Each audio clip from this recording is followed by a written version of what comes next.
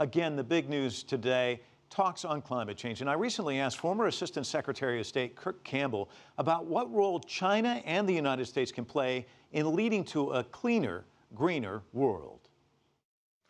Look, I think there has to be a recognition that globally, that unless the United States and China take on this issue decisively and take responsibility for it, it's very hard to get progress with other countries like India and Indonesia and other parts of Asia and Europe.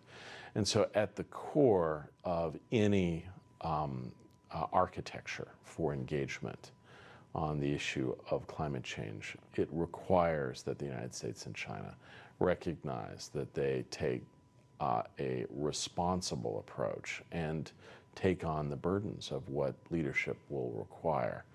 Now, President Obama is doing what he can in the face of a Congress that's just unprepared on the Republican side at this juncture to deal with this issue.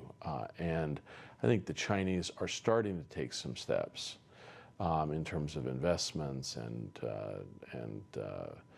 energy-efficient technologies, but ultimately both the United States and China are going to have to do much, much more.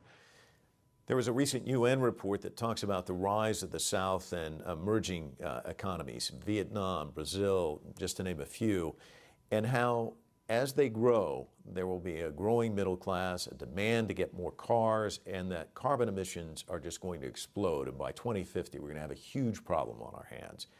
Do you agree with that? And how important is it for these two countries to take the lead on this? I would go even further than that. I don't think that the set of circumstances is sustainable without urgent, fundamental engagement on these issues.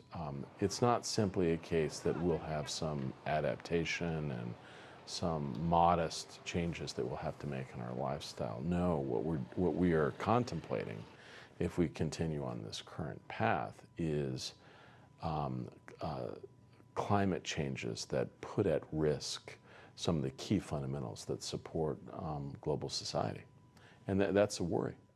I think that both sides would agree, China and the United States, at the recent summit between President Xi and President Obama, that was successful. How do you build on that this week?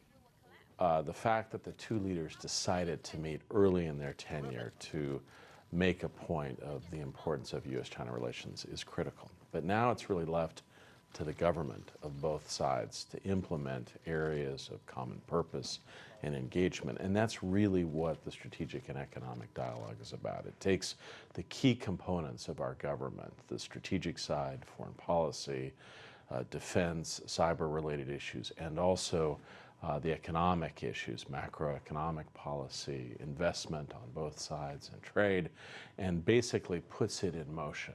And the preparation for these yearly events is intense. It lasts months.